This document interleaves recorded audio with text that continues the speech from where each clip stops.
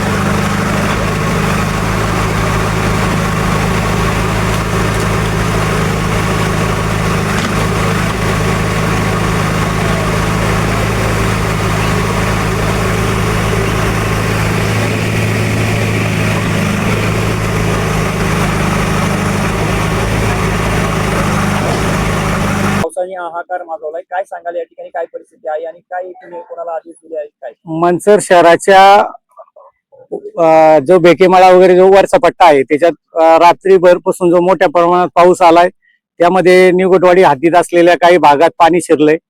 त्याच्यानंतर इकडे गांजाळे माळ्याचा जो मळूबाईचा वड आहे, इकडे मोठ्या प्रमाणात शेतीतही पाणी घुसले, शेतकऱ्यांचंही नुकसान झाले, काहीकांची घरं पडलीत. सकाळीच मी 5:30 माननीय तहसीलदार साहेबांना प्रांत मॅडमला फोन केला होता. त्यांची सुद्धा माणसं या ठिकाणी कार्यरत झालेली आहेत आणि लवकरात लवकर या पाणी ओसरल्यानंतर या सर्व भागाची पंचनामे करून जेवढ्या शेतकऱ्यांना मोबदला देता येईल तेवढी शासनाने काळजी घ्यावी आणि आम्ही त्याविषयी पाठपुरावा करत आहोत. या ठिकाणी आता पावसाचा हाहाकार झाला होता. काय सांगाल या ठिकाणी, काय परिस्थिती आहे? आता निसर्गापुढे सध्या काही नाहीये, परंतु या ठिकाणी एस कॉर्नर असेल, या ठिकाणी आता पुलावरून पाणी चाललेलं आहे. समस्त ग्रामस्थांची मागणी होती का या ठिकाणी साफसफाई करून घेण्यात यावी आणि आता या ठिकाणी JCP चालू आहे आणि या ठिकाणी साफसफाईचं काम सुद्धा चालू आहे. ज्या नळ्यांमध्ये काही कचरा घुसला होता तो कचरा घुसलेला काढण्यात येत आहे.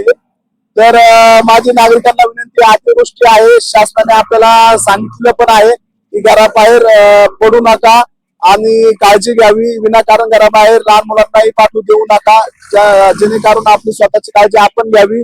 परंतु मला येथील नागरिकांना हे सांगणे सर्व का या ठिकाणी जो वडा आहे, हा वडा पूर्वी पहिला 70-80-100 फुटाचे असायचे, परंतु आताचे वडे 15-20 फुटाचे राहिलेले आहे.